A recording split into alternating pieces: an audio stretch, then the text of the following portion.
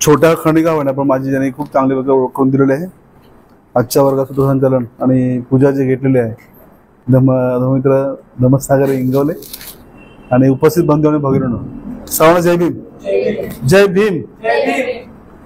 तर करुणा के महासागर विश्ववंदनीय तथागत भगवान बुद्ध, आपण सर्वांचे प्राणदाते, या प्रबुद्ध भारताचे निर्माते, भारतीय राज्यघटनेचे शिल्पकार, विश्वरत्न बोधचित्र डॉक्टर बाबासाहेब आंबेडकर आणि त्रिरत्न बौद्ध संघाचे संस्थापक उर्गेन संघरक्षित यांच्या विचारांशी सुसंगत राहून नाही काय आजच्या या साप्ताहिक धर्म प्रशिक्षण वर्गामध्ये उपस्थित बंधू आणि भगिनींनो, आपल्या सगळ्यांना माहिती आहे की हा महिना कोणाच्या जयंतीचा महिना आहे.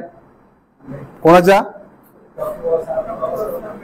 बाबासाहेबांच्या जयंतीचा हा महिना आहे. आणि त्याचबरोबर बाबासाहेबांचे गुरु कोण? भगवान बुद्ध आणि महात्मा ज्योतिराव फुले यांच्या सुद्धा जयंतीचा हा महिना आहे. आणि या जयंतीच्या महिन्यामध्ये आपण सर्वजण नाही का बाबासाहेबांच्या अनुयायी काय करतो? जयंती महोत्सव कसा साजरा करतो? नाचून गाऊन साजरा करतो ना, फटाके फोडतो, रोषणाई करतो नाही काय. अर्थात मी असं म्हणेन की बाबासाहेब तुमची जयंती साजरी करणं म्हणजे तुमच्या उपकाराची परतफेड म्हणून नाही ना काय. बाबासाहेबांच्या उपकाराची परतफेड म्हणून आपण जयंती साजरी करत नाही काय. ही परतफेड आम्हालाच काय आमच्या 7 पिढ्यांना देखील जमणार नाही का. हा थाट नाही का, हा आनंद, हा अभिमान आहे तुमच्या कर्तृत्वाचा, तुम्ही आमच्यासाठी केलेल्या प्रत्येक संघर्षाचा. बा भीमा ही रोषणाई, हा कौतुक सोहळा आहे तुम्ही आमच्यावर केलेल्या निस्वार्थ प्रेमाचा नाही काय. म्हणून सगळी ही रोषणाई, हा आनंद, हा उत्साह, हे नाच गाणं कशामुळे? भीमा तुझ्या उद्धरली कोटी कुळे, भीमा तुझ्या जन्मामुळे.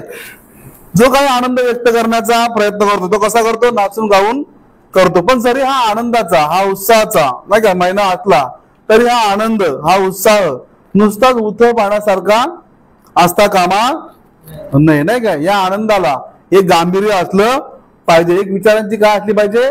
बेट असली पाहिजे, ज्याच्या मुळाशी जाऊन नेमका हा आनंद, हा उत्साह कुणाचा आहे, कशाचा आहे आणि त्याने आपल्या जीवनामध्ये काय केलं आहे याच्यापर्यंत आपल्याला पोहोचता आलं पाहिजे. त्याच्यातला गर्भीपात माणसापर्यंत पोहोचला पाहिजे. आणि बाबासाहेबांचा जयंती महोत्सव नुसताच आनंद व्यक्त करण्याचा नाही तर विचारांची लयलूट करण्याचा हा उत्सव आहे. जिथे जिथे हा जयंती उत्सव साजरा होत असतो तिथे तिथे या विचारांच्या लयलुटीशिवाय हा आनंद, हा उत्साह पूर्ण होऊ शकत नाही ना काय. म्हणूनच हा उत्सव, हा आनंद केवळ नाचण्या गाण्यात दंग होण्याचा नाही तर विचारांची लयलूट करण्याचा हा महिना आहे, हा जयंती उत्सव आहे. बाबासाहेबांचं जीवन किती सखोल होतं आणि त्यांनी आपल्याला काय दिलेलं आहे नाही का याची जाणीव करून देणारा हा महिना आहे नाही काय. तर आपण आजच्या वर्गामध्ये किंवा आजच्या या प्रवचनामध्ये डॉक्टर बाबासाहेब आंबेडकर हे स्त्रियांचे उद्धारकर्ते कसे आहेत हे पाहण्याचा प्रयत्न करणार आहोत नाही का. आपल्या सगळ्यांना माहिती आहे की स्त्री स्वातंत्र्याचे पुरस्कर्ते कोण आहेत? स्त्रियांच्या स्वातंत्र्याचे पुरस्कर्ते कोण? अजून भगवान बुद्ध नाही का. म्हणजे बाबासाहेबांच्या अगोदर ज्यांनी स्त्रियांच्या स्वातंत्र्याचा विचार मांडला ते कोण आहेत? बाबासाहेबांचे गुरु भगवान बुद्ध नाही का. म्हणजे भगवान बुद्धांनी काय केलं? स्त्रियांच्या विकास व्हावा नाही का यासाठी स्त्रियांना किंवा स्त्रियांच्या विकासासाठी भिक्षुनी संघ स्थापन केला. जसा भिक्षूंचा विकास व्हावा किंवा पुरुषांचा विकास व्हावा नाही का आध्यात्मिक नाही काय, तसा महिलांचा देखील विकास व्हावा यासाठी भगवान बुद्धाने भिक्षुनी संघ म्हणजे महिलांसाठी भिक्षुनी संघाची निर्मिती केलेली आहे. आणि त्याचबरोबर महात्मा फुले जे आहेत नाही काय त्यांनी काय केलेलं आहे? मुलींना शिक्षण मिळावं म्हणून प्रयत्न केलेले आहेत किंवा खूप मोठं त्यांनी शिक्षणासाठी काम केलेलं आणि विशेष करून आपल्या पत्नीला घेऊन मुलींसाठी शाळा काढलेल्या आहेत. आणि त्याचबरोबर महिलांसाठी विशेष करून विधवा महिलांसाठी त्यांनी काम केलेलं आहे नाही का. आणि त्यांचाच वारसा पुढे कोणी चालू केलेला आहे? कोणी चालू केलेला आहे? बाबासाहेब आंबेडकर आहेत नाही का त्यांचा वारसा चालू करणारे नाही काय. तर स्त्रियांचे उद्धारकर्ते डॉक्टर बाबासाहेब आंबेडकर या विषयाची सुरुवात करत असताना स्वाभाविकपणे आपल्याला काय करावं लागणार आहे? मनस्मृती पाहावी लागणार आहे. त्याशिवाय बाबासाहेब स्त्रियांचे उद्धारकर्ते कसे आहेत हे आम्हाला कळणार नाही. ही खूप महत्वाची गोष्ट आहे नाही का. आम्हाला थोडस इतिहासामध्ये जावं लागणार आहे, पूर्वीच्या इतिहासामध्ये जावं लागणार नाही काय. आपल्या सर्वांना माहित आहे की मनुस्मृतीमध्ये स्त्रियांना किंवा बहुजन समाजाला कशा प्रकारे वागवलं जायचं आजच्या मुलांना कदाचित माहिती नसेल, परंतु आम्ही सगळ्या गोष्टी अनुभवलेल्या आहेत नाही काय. तर मनुस्मृतीमध्ये असं म्हटलं की स्त्री कशी आहे, चंचल आहे, वासनामध्ये रमणारी आहे, दुर्गुणी आहे, मोहात पडणारी आहे, त्यामुळे तिला कधीही स्वातंत्र्य देऊ नये असं म्हटलंय. स्त्री ही नेहमीच परावलंबी कशी राहील नाही का, यासाठी तिच्याकडे कधीही पैशाचा व्यवहार सोपवू नये, तिला शिक्षण घेऊ देऊ नये नाही काय. तर मनुस्मृतीने स्त्रियांना स्वतंत्रपणे काही करण्याचा अधिकार दिलेला नाही. संपूर्ण आयुष्य तिने कुणावरती अवलंबून राहावं, पुरुषांवरती अवलंबून राहावं असं म्हणूचे कायदे होते नाही का. स्त्रीची निर्मिती ही केवळ गर्भधारणेसाठीच केलेली आहे असे सांगूनच ती केवळ उपभोग्य वस्तू, पुरुषांच्या वासना तृप्तीचे साधन ठरेल अशा विकृत नाही काय धारणा जनमानसामध्ये स्त्रियांच्या विषयी रुजवलेल्या होत्या नाही काय. मनुस्मृतीमध्ये पुरुषांसाठी वेगळे नियम होते. पुरुषांसाठी म्हणजे कुठल्या पुरुषांसाठी, जे सवर्ण समाजातले पुरुष आहेत त्यांच्यासाठी वेगळे नियम होते, आणि जे बहुजन समाजातले पुरुष होते आणि महिला होत्या यांच्यासाठी वेगळे नियम होते. म्हणजे 18 प्रकार जातीच्या आहेत. म्हणजे बहुजन समाजातल्या कुठल्या कुठल्या जाती आहेत, साळी, माळी, तेली, तांबोळी, नावी, कुणबी, धोबी, आगरी, कोळी, भंडारी, सुतार, लोहार, धनगर आणि वंजारी ह्या ज्या बहुजन समाजातल्या जाती आहेत, या जाती कुठे कुठे जातीच्या आहेत, या सर्व कुठे जाती होत्या, गावकुसाच्या आतमध्ये, गावकुसाच्या आतमध्ये होत्या. बाहेर कोण होतं, आपण होतो नाही काय. पण तरी देखील या गावकुसाच्या आतमध्ये राहणाऱ्या ज्या जाती आहेत तरी त्यांच्यासाठी मनुस्मृतीमध्ये कोणता शब्द होता, शूद्र शब्द होता. आणि मग मनुस्मृतीमध्ये काय म्हटलंय, शूद्रांना शिकवायचं नाही, त्यांना उष्ट अन्न द्यायचं, त्यांनी वेद पठण केले तर त्यांचे जीभ कापून टाकावी, त्यांनी वेद ऐकले तर त्यांच्या कानामध्ये उकळतं शिष्य टाकायचं. अशा प्रकारे मनुस्मृतीत बहुजन समाजातील स्त्रियांना आणि पुरुषांना वेगवेगळे नियम होते. बरं, सर्व समाजातील महिला पुरुषांना वेगळे नियम होते आणि इतर समाजातील पुरुषांना वेगळे नियम होते.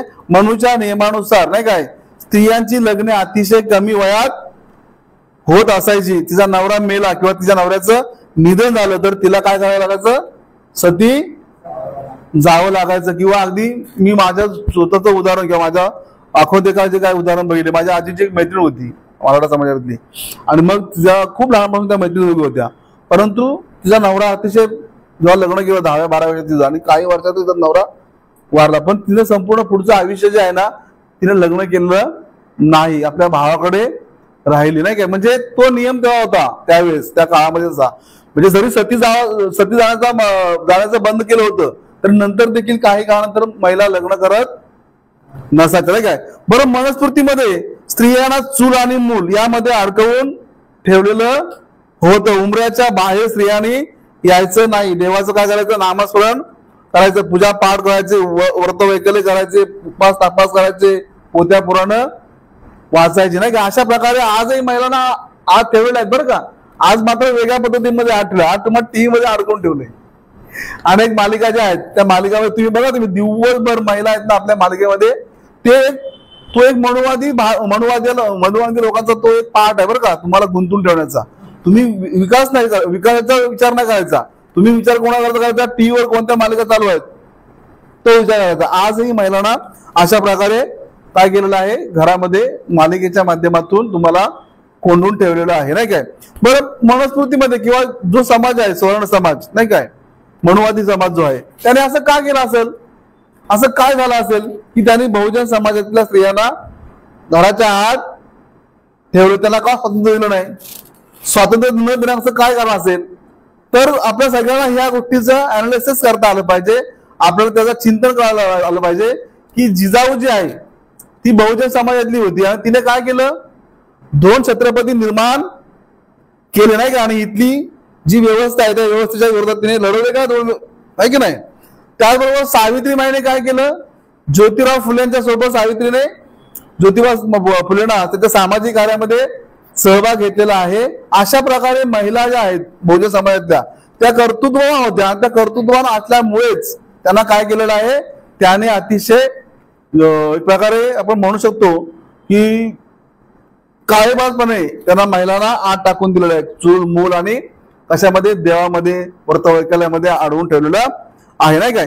तर स्त्रियांच्या त्याचा एक सती जाण्याबद्दलचा आपण एक आता ऐतिहासिक किस्सा आपण या ठिकाणी ऐकणार आहोत. तो किस्सा आहे राजाराम मोहन राय यांच्या संबंधित तो किस्सा आहे. आपल्या सगळ्यांना राजाराम मोहन राय हे माहिती आहे. तो किस्सा आहे 1811 सालचा, नाही काय. म्हणजे राजाराम मोहन राय यांचा भाऊ, मोठा भाऊ जो आहे, तो मोठा भाऊ वारला, नाही का. आणि त्यांच्या घरातील लोकांनी ठरवलं की राजाराम मोहन राय यांची जी भावजाई होती त्या भावजाईला सती पाठवायचं, नाही काय.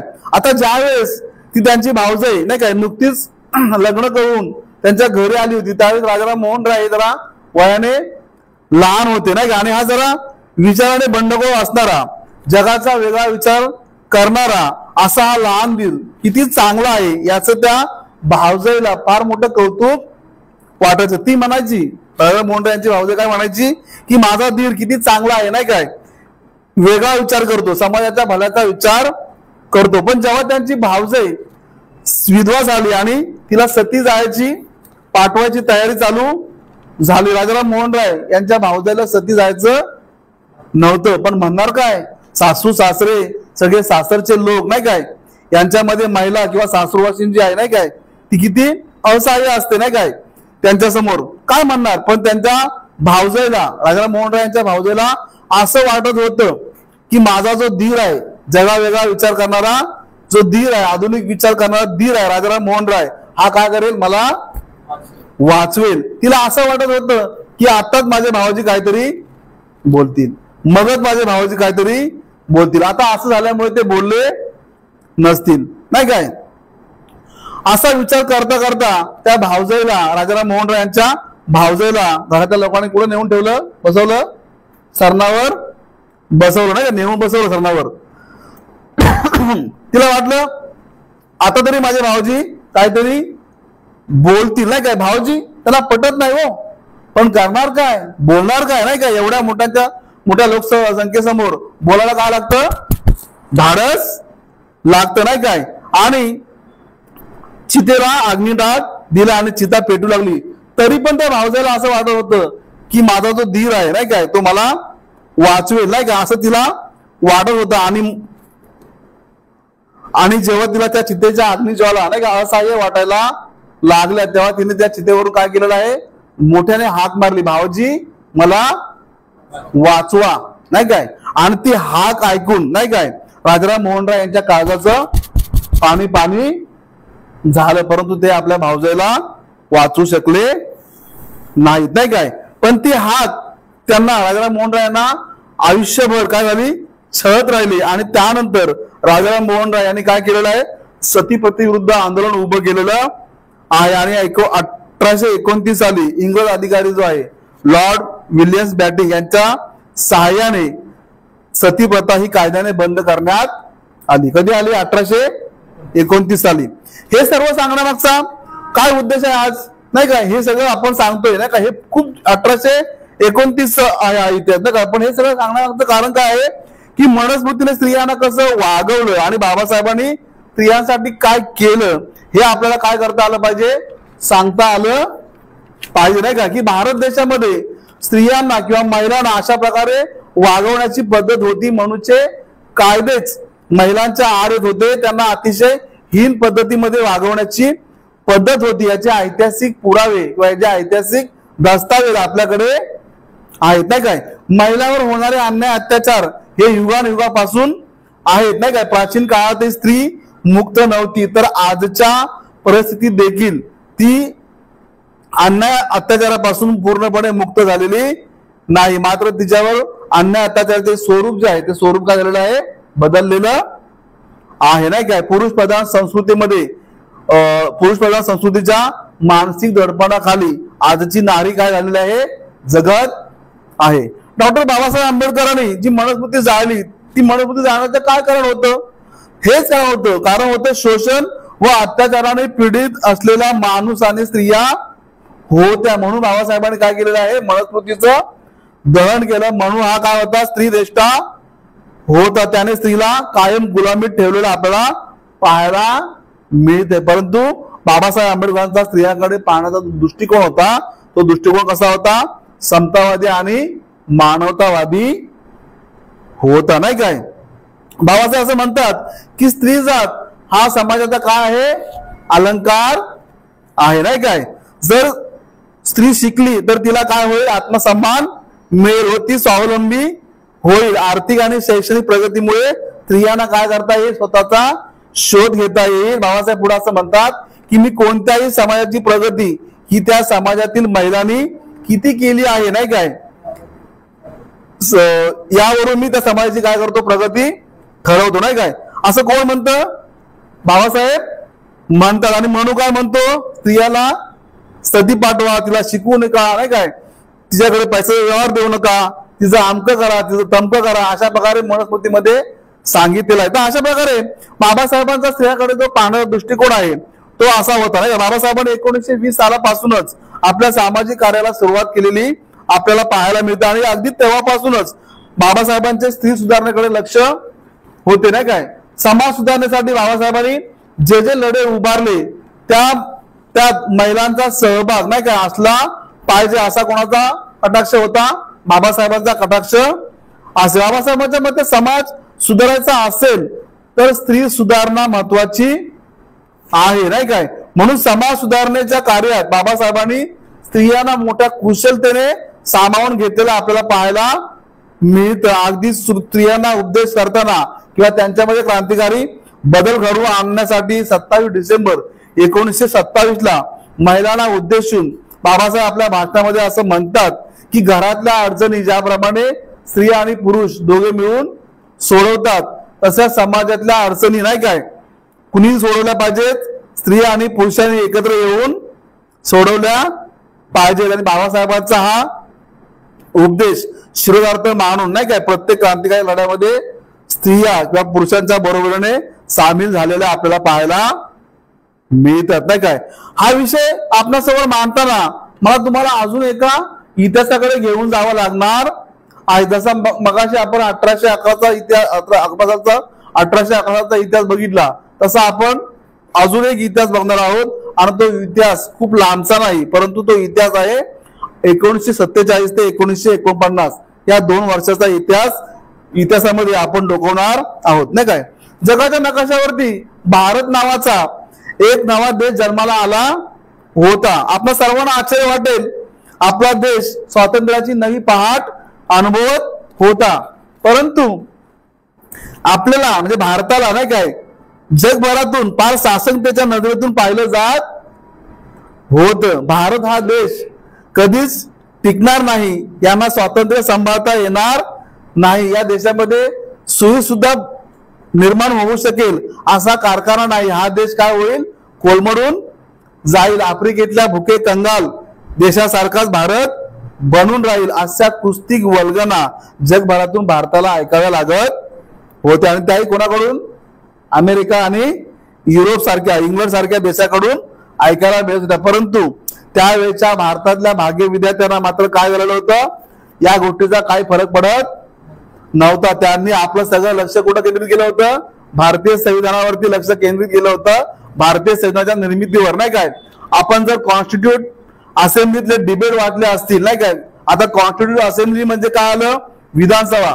तर या विधानसभेतल्या वादविवादावर जर आपण कटाक्ष टाकला तर आपल्या लक्षात येईल, तर संविधान निर्मात्यांनी सुरुवातीपासूनच इक्वालिटी ऑफ सक्सेस म्हणजेच लिंग भावाची समानता, म्हणजे कोणतेही लिंग समान नाही किंवा कोणतेही लिंग श्रेष्ठ नाही अथवा कोणतेही लिंग कनिष्ठ नाही. त्यामागे त्यांचा जो थॉट होता, त्यांचा जो विचार होता, तो अतिशय कसा होता, क्लिअर होता, नाही काय, की जर सुरुवातीपासूनच पुरुष आणि महिलांमध्ये कोणत्याही प्रकारचा भेदभाव नसेल तर आणि तरच आपण या सक्षम समाजाची निर्मिती करू शकतो. आणि म्हणूनच आपल्या भारतीय संविधानातील सर्वात महत्वाची तरतूद अगदी सुरुवातीपासून महिलांना प्रौढ मताचा अधिकार बहाल करण्यात आलेला आहे, नाही काय.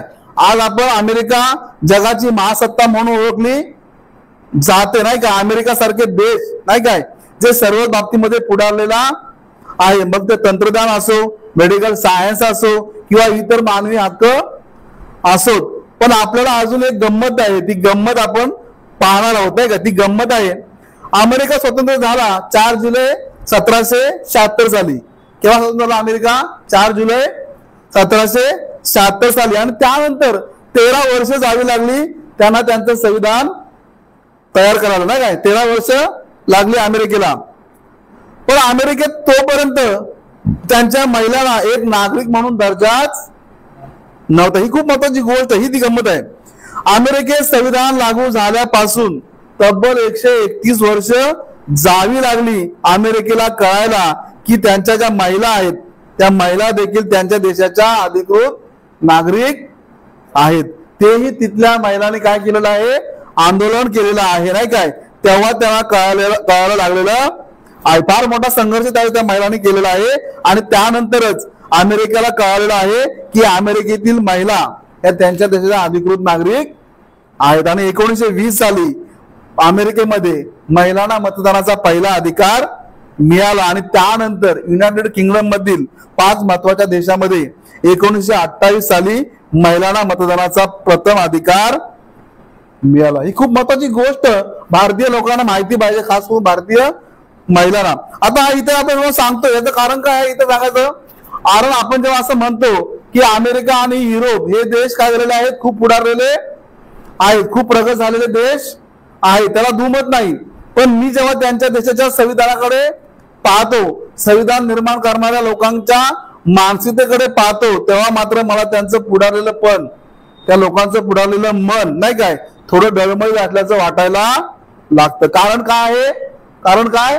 भारताचं संविधान नाही काय. आम्हा भारतीयांना नाही का 1947 स्वातंत्र्य मिळालं आणि संविधान अंमलात आलं. कधी अंमलात आलं?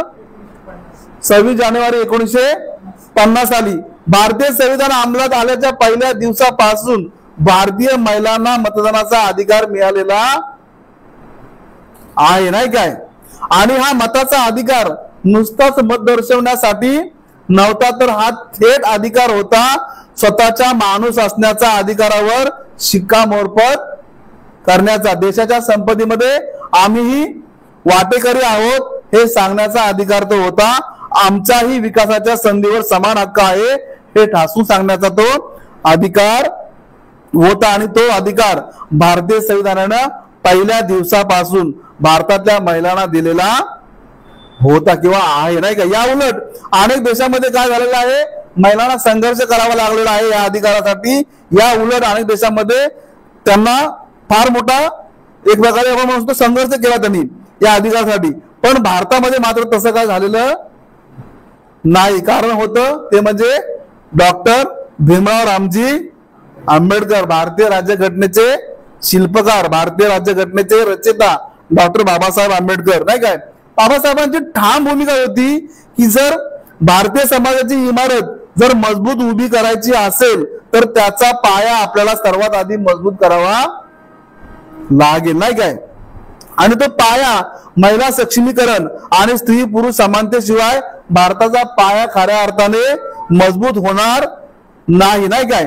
आपल्या स्वातंत्र्य मिळण्यापूर्वी भारतातल्या महिलांनी काय काय सहन केलं हे आपण सुरुवातीला अतिशय कमी वेळामध्ये किंवा कमी शब्दामध्ये पाहिलं. विधवा म्हणून जगण्याचं कष्टमय जीवन नाही काय, सतीप्रथा, दुय्यम नागरिकांसारखं जीवन जगणं, कुठे कशाचा मान सन्मान नाही, खूप काही महिलांनी सोसलेलं आहे, खूप काही महिलांनी भारतातल्या महिलांनी भोगलेलं आहे. या देशातल्या महिलांनी व भारताच्या काही भागात किंवा काही राज्यात महिलांना आजही अपमानित करण्याचे प्रकार चालूच आहेत. आजही त्या ठिकाणी पुरुष प्रधान संस्कृती महिलांना कुटुंबातले सर्वसामान्य अधिकार द्यायला तयार नाही. आज आपण अनेक ठिकाणी पाहतो नाही का हे अनुभव.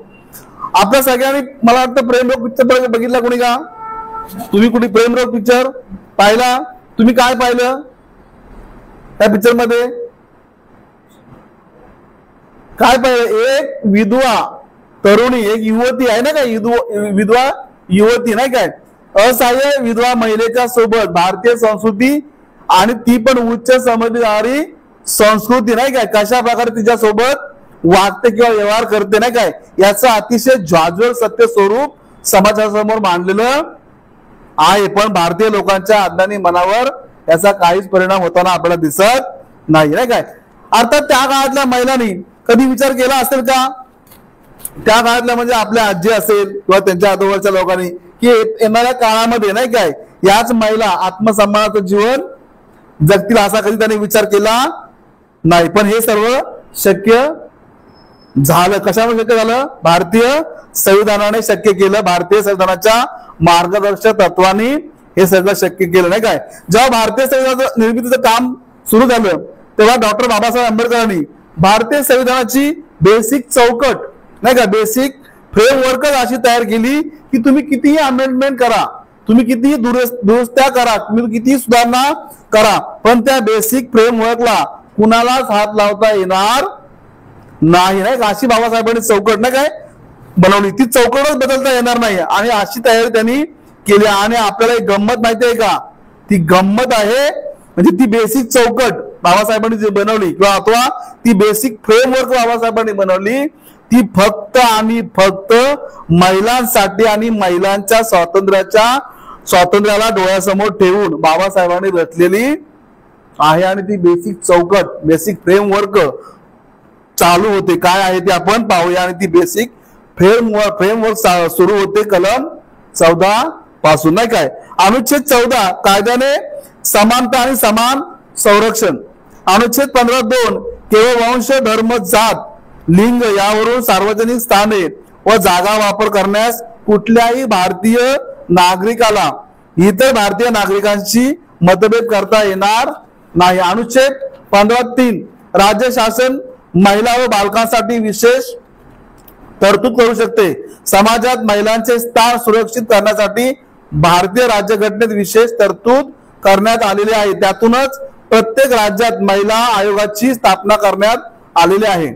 अनुच्छेद 16 सेवायोजन, पद, नियुक्ती, नोकरी यामध्ये धर्म, वंश, जात, लिंग यावरून भेदभाव करता येणार नाही. महिला व मुलींना समान संधी. अनुच्छेद 17 महिला व पुरुषांसोबत अस्पृश्यता नष्ट करण्यात आलेली आहे. अनुच्छेद 19 आणि 21 जीवित स्वातंत्र्याचा हक्क बहाल केलेला आहे. अनुच्छेद 21 क 6 ते 14 वर्षातील महिलांना शिक्षणाचा अधिकार, अर्थात त्यात मुली पण आले आणि सगळे आले, मोफत आणि तो पण सक्तीचा अधिकार. अनुच्छेद 23 शोषणाविरुद्ध अधिकार, मानवी देहाचा व्यापार अथवा वेठ बिगारीस प्रतिबंध. अनुच्छेद 25 सत्सद विवेक बुद्धीचे स्वातंत्र्य आणि धर्माचे मुक्त प्रकटीकरण, आचरण आणि प्रचार. अनुच्छेद 26 धर्माविषयी व्यवहाराची व्यवस्था पाहण्याचे स्वातंत्र्य, म्हणजे मंदिरांमध्ये महिला देखील पुजारी म्हणून काम करू इच्छितात नाही काय. अनुच्छेद 39 स्त्री पुरुष दोघांना समान वेतन. अनुच्छेद 42 कामाच्या ठिकाणी न्याय व सुरक्षितता आणि प्रसूती सहाय्य देण्याची सोय. अनुच्छेद 51 स्त्रियांच्या प्रतिमेला हानी पोहोचवणाऱ्या प्रथा बंद करणे. आणि त्याचबरोबर निवडणूक लढवण्याचा अधिकार, शासन प्रशासनात कोणतेही पद भूषवण्याचा अधिकार, संपत्ती विकत घेण्याचा अधिकार आणि बाळगण्याचा अधिकार, वडील आणि पतीच्या संपत्तीमध्ये वारसा वाटा मिळण्याचा अधिकार. आणि हे सगळे अधिकार आपल्याला कोणी दिलेले आहेत? भारतीय संविधानाच्या बेसिक फ्रेमवर्क बाबासाहेबांनी टाकून ठेवलेले आहेत. हे सर्व वाचताना किंवा ऐकताना आपल्याला किती भारी वाटतं भारी नाही का. असं वाटतं की आपण किती आणि कसे पुढारलेले आहोत किंवा किती आपण पुरोगामी आहोत. पण जेव्हा हे सर्व अनुच्छेद आर्टिकल्स बाबासाहेबांनी विधानसभेत सुचवले होते ना, तेव्हा बाबासाहेबांना प्रचंड विरोधकाचा सामना करावा लागला. पण ते बाबासाहेबच होते, ते सगळ्या विरोधकांना पुरून उरले. आज भारतातल्या अनेक स्त्रिया ज्या आहेत, काही समाजातील स्त्रिया असतील नाही का, किंवा मनुस्मृतीला मानणाऱ्या स्त्रिया ज्या आहेत, त्यांना बाबासाहेबांचा प्रचंड तिरस्कार करताना आपल्याला पाहायला मिळतो. म्हणजे ज्या महिलांना बाबासाहेबांनी भारतीय राज्यघटनेत पुरुषांच्या बरोबरीने समान अधिकार दिला, ज्या महिला आज चित्रपटामध्ये, टीव्ही मालिकेत काम करतात किंवा खेळाडू आहेत, वैमानिक आहेत, त्या क्षेत्रामध्ये कशामुळे आहेत? तर भारतीय संविधानामुळे आहेत, नाही काय? मनुस्मृतीने तर महिलांना अतिशय खालचा दर्जा दिलेला होता, तिला सगळं बंद होतं, नाही का? तिला कुठलं स्वातंत्र्य दिलेलं नव्हतं. परंतु बाबासाहेबांनी भारतीय संविधानात स्त्रियांना पुरुषांच्या बरोबरीने समान अधिकार दिल्यामुळे स्त्रियांना आपलं खरं व्यक्तित्व समाजासमोर साकारता आलेलं आहे. नाहीतर हे मनुस्मृतीमुळे शक्य होतं का? अजिबात नाही, नाही का? हे कोणा आयऱ्या करायचं काम नाही, हे बाबासाहेबच करू शकतात, बाकी कुणाची अवकाश नाही. म्हणजे महिलांना संविधानाने नोकऱ्या करायचा अधिकार दिला, तो तर दिला, परंतु नोकरीमध्ये प्रमोशनाचा अधिकार दिला. आज ज्या कामगार महिला आहेत त्यांना बाबासाहेबांनी काय काय दिलंय ते आपण अतिशय कमी शब्दात पाहण्यापर्यंत करूया. राज्याकडनं दिले अधिकार ते आपण पाहूया. आणि हे सगळं सांगण्यामागचं कारण काय? तर कारण आहे आजही भारतातल्या महिलांना, खास करून आपल्या महिलांना सुद्धा बाबासाहेबांनी आपल्याला हे सर्व हक्क अधिकार आपल्यासाठी दिले आहेत याची त्यांना अजून जाणीवच नाही, नाही का? अजूनही या विज्ञान युगातल्या स्त्रिया ज्या चंद्रावर गेल्या, राष्ट्रपती झाल्या, पंतप्रधान झाल्या, मंत्री झाल्या, मुख्यमंत्री झाल्या, आमदार झाल्या, खासदार झाल्या, कलेक्टर झाल्या, तहसीलदार झाल्या, वकील झाल्या, प्राध्यापक झाल्या, आयुक्तालय झाल्या, नाही काय? एवढंच नव्हे तर डॉक्टर झाल्या. ह्या कशामुळे झाल्या? तर बाबासाहेबांच्या मुळे आणि भारतीय संविधानाच्या मुळे त्या इथपर्यंत पोहोचलेल्या आहेत. आज भारत देशाच्या राष्ट्रपती कोण आहेत? महिला आहेत की नाही? द्रौपदी मुर्मू. कुणामुळे आहेत त्या तिथे? बाबासाहेबांच्या मुळे आहेत.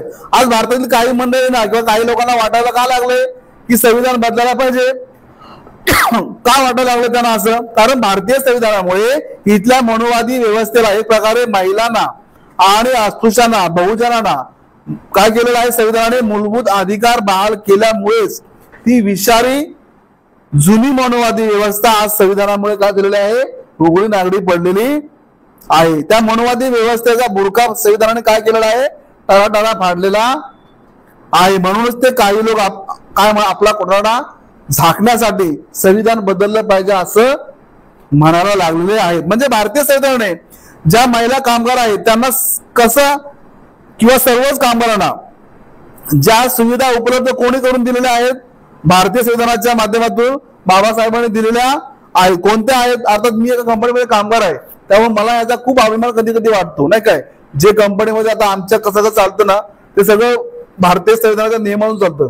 कसं चालतं मी थोडक्यात सांगेन. म्हणजे पूर्वीच्या लोकांनी काम 12 तास काम होतं, परंतु बाबासाहेबांनी जेव्हा संविधान लागू झालं, बाबासाहेबांच्या हातात संविधान लागू होण्याच्या अगोदर बाबासाहेब जेव्हा ब्रिटिश सरकारमध्ये 1942 ते 1946 मध्ये बाबासाहेब मजूर मंत्री होते, तेव्हा बाबासाहेबांनी हे कायदे केलेले आहेत. म्हणजे कामाचे 12 तास सोडून बाबासाहेबांनी किती आणले? 8 तास केले. ट्रेड युनियनला मान्यता, म्हणजे कारखान्यातील मालकाने, म्हणजे कारखान्यातील कामगारांनी जर युनियन केली तर त्या मालकाने त्या युनियनला नाकारता येणार नाही. त्या युनियनला मालकाने काय केलं पाहिजे? स्वीकारलं पाहिजे. असं बाबासाहेबांनी सक्तीचा कायदा केला. आम्ही आमच्या कंपनी जवळजवळ 2 युनियन केलेल्या आहेत, नाही का? तर हे सांगायला मला कधी कधी खूप अभिमान वाटतो. महागाई भत्ता डीएच्या माध्यमातून इनडायरेक्टली पगार वाढलेले आहेत आमच्या कामगारांचे. म्हणजे मगाशीच आम्ही बोलताना बोलत होतो, म्हणजे माझी इन्क्रीमेंट झाली आता मागच्या वर्षी 15,000 रुपये मला पगार वाढ झाला. बरोबर? हा 3 वर्षासाठी माझा पगार वाढ झाला, 4 वर्षासाठी. पण त्याचबरोबर बाबासाहेबांनी इनडायरेक्टली डीए महागाई भत्ता म्हणतात की तो ऑन ऑटोमॅटिक तुमच्या पगारामध्ये वाढ होते. म्हणजे आज 4 वर्षाची माझी इन्क्रीमेंट झालेली आहे, तर आता जर मला 400 रुपये दर महिन्याला पगार तो वाढेल इनडायरेक्टली. त्यात कंपनीचा काय हस्तक्षेप नाही. तो पुढची माझी इन्क्रीमेंट येईपर्यंत जवळजवळ 3,000 किंवा 2800 रुपये मला ते ऑटोमॅटिक वर्धिक होईल. नाही बाबासाहेबांची देण आहे. बाबासाहेबांना हे माहिती होतं की बहुजन समाजातला जो कामगार आहे तो माझा समाज कामगार असेल आणि कामगाराला मालक लोक सहजासहजी पगार वाढवणार नाहीत. आणि म्हणून बाबासाहेबांचं किती सुपर डोकं आहे बघा. म्हणून बाबासाहेबांनी इनडायरेक्टली ती महागाई भत्ता त्यात ऍड केला आणि जशी महागाई वाढेल तसा याला महागाई भत्ता याला पगारामध्ये वाढ होईल, नाही काय? त्याचबरोबर आरोग्य विमा, कामगाराला संप करण्याचा कायदेशीर अधिकार. आज भारतामध्ये आपण पाहिलं तर कामगार संपावर जातात. कुठल्याच्या अधिकारावर? बाबासाहेबांनी तो भारतीय संविधानामध्ये तो अधिकार दिल्ली स्ट्राईक ऍक्ट, नाही काय, तो बाबासाहेबांनी कायदा केलेला आहे. प्रॉव्हिडंट फंड म्हणजे तुमचा पगार डायरेक्ट प्रायव्हेट फंडामध्ये जमा होणार. पगारातला काही हिस्सा जो आहे, काही टक्केवारी जी आहे, 10%, 15% काय असेल तो डायरेक्ट तुमच्या प्रायव्हेट फंडामध्ये जमा होणार. ती बाबासाहेबांनी किती लोक लावले बघा. म्हणजे उद्या हा जर 60 वर्ष पूर्ण झाली आणि हा कामावरून रिटायरमेंट झाला तर पुढे करणार कसा, हा त्याचं जीवन कसं जगणार नाही काय. म्हणजे बाबासाहेबांनी किती विचार केलेला आहे. म्हणजे जेव्हा तो बाहेर पडेल तेव्हा त्याचा जो प्रायव्हेट फंड आहे, तो निधी जो आहे तो जमा असेल काही लाख रुपये, त्याच्यातून तो त्याचं जीवन काय करेल पुढे चालवेल नाही काय. त्यानंतर प्रशिक्षण योजना, टेक्निकल ट्रेनिंग स्कीम, म्हणजे कारखान्यामध्ये कुठल्याही कामगाराला इनडायरेक्टली मशीन हातामध्ये देत नाही, त्याला ट्रेनिंग दिलं जातं नाही का. ही माझ्या कंपनीमध्ये होतं. त्यानंतर फक्त महिला कामाला दिलेल्या विशेष अशा अमूल्य भेटी, ज्याला आपण गिफ्ट म्हणू शकतो, त्या म्हणजे पालकत्वाचा अधिकार, मालमत्तेचा अधिकार, फारकतीचा अधिकार, घटस्फोटाचा अधिकार, प्रसूतीच्या रजा, मातृत्वाचा लाभ. म्हणजे मगाशी म्हटल्याप्रमाणे बाबासाहेब ब्रिटिश राजवटीमध्ये मजूर मंत्री होते, तेव्हा बाबासाहेबांनी हे अधिकार, म्हणजे महिला आज ज्या काय महिला सुविधा घेतात ना, ज्या महिला सुविधा घेतात मातृत्वाच्या किंवा प्रसूती रजा, त्या बाबासाहेबांच्या मुळे येत आहेत. बाबासाहेबांनी तिथे तो ऍक्ट त्या महिलांसाठी दिलेला आहे. मला वाटतं 22 का 24 आठवड्यांची सुट्टी, म्हणजे 6 महिन्याची भर पगारी सुट्टी.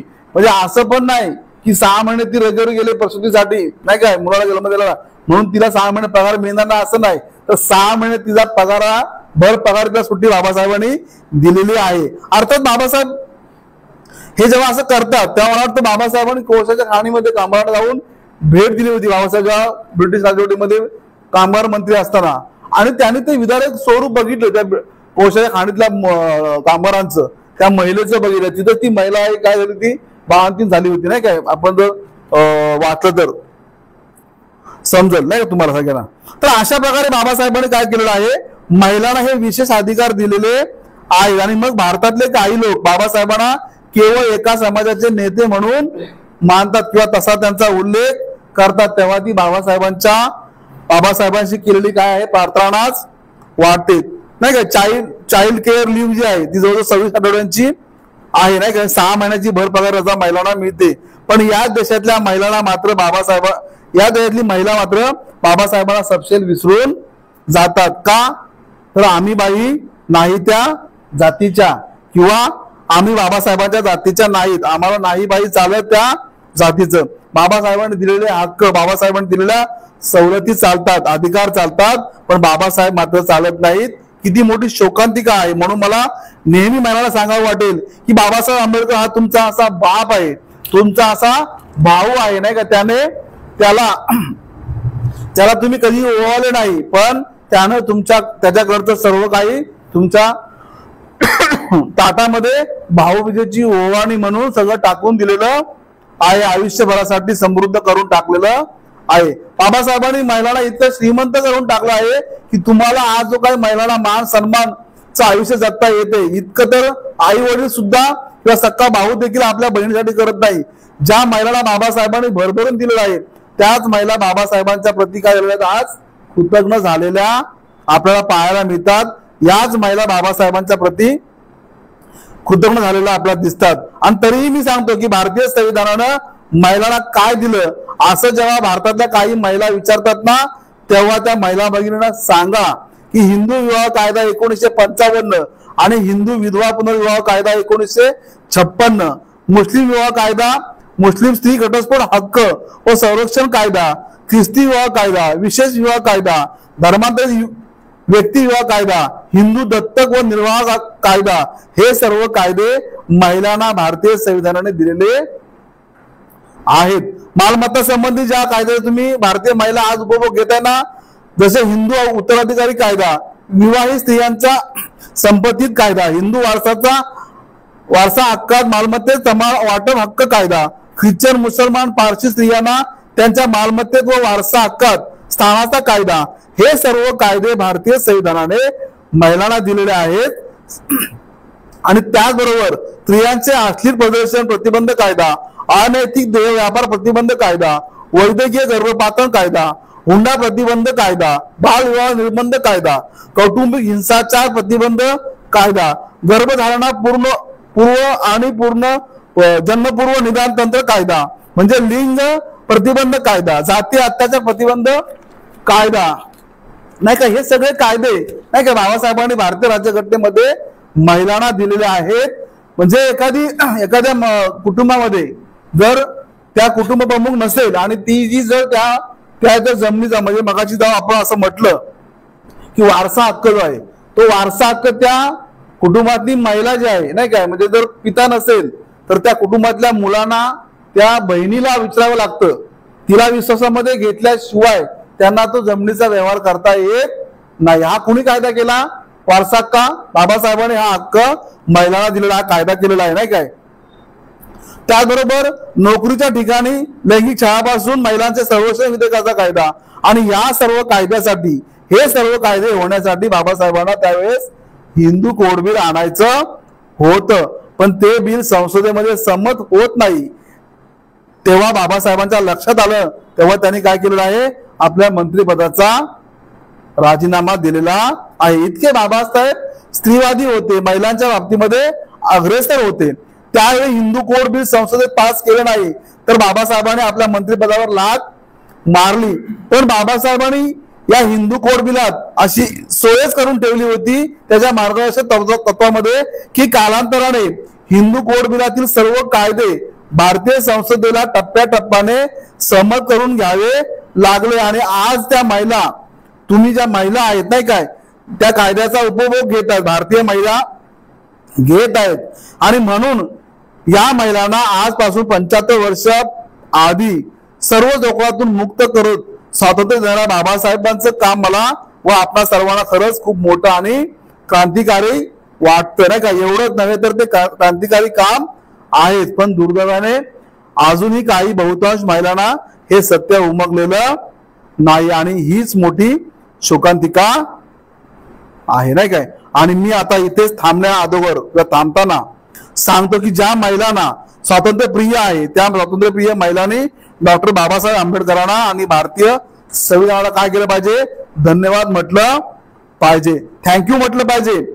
त्यांना या गुलामगिरीच्या जोगडातून बाहेर काढण्यासाठी संविधानाला थँक्यू म्हटलंच पाहिजे. दुनिया जरी 8 मार्चला स्त्री दिवस साजरा करत असला तरी भारतातल्या महिलांचा 60 कोटी महिलांचा खरा मुक्ती दिन 26 जानेवारी आहे, भारताचा प्रजासत्ताक दिन आहे. कारण या दिवसापासून भारतातल्या महिलांना एक व्यक्ती एक नागरिक म्हणून जगण्याचा पूर्ण अधिकार संविधानिक अधिकार प्राप्त झालेला आहे. म्हणून अभिमानाने आपण सर्वजण म्हणूया की थँक्यू संविधान. या स्वातंत्र्यासाठी जर हे स्वातंत्र्य मिळालं नसतं, जर स्वातंत्र्य आपल्याला दिलं गेलं नसतं तर आपण सर्वजण आज एवढ्या मजबूतीने उभे राहिलो नसतो. आणि म्हणून भारतातल्या सर्वच महिलांनी म्हटलं पाहिजे की thank you Babasaheb, thank you Babasaheb is everything, thank you भारतीय संविधान, थँक फॉर एव्हरीथिंग. तर अशा प्रकारे बाबासाहेब स्त्रियांचे उद्धार करते ह्या विषयाची मी अतिशय कमी वेळेमध्ये मला खूप चॅलेंजिंग होतं ऍक्च्युली मला सुरुवातीला करायला, परंतु ते मी बसवण्याचा प्रयत्न केलेला आहे बहुत 40 ते 50 मिनिटांमध्ये. आणि बाबासाहेब कसे स्त्रियांचे उद्धार करते आहेत हे आपण आज या ठिकाणी आजच्या या वर्गाच्या निमित्ताने ऐकलेलं आहे. आपण सगळ्यांनी मला ऐकून घेतलं त्याबद्दल सगळ्यांचे मी आभार मानतो. नवी मुंबई केंद्राने मला